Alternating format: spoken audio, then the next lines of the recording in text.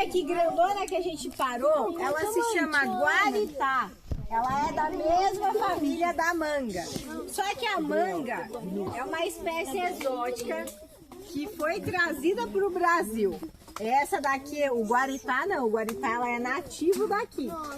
Só que diferente da manga, o guaritá ele não dá nenhum fruto.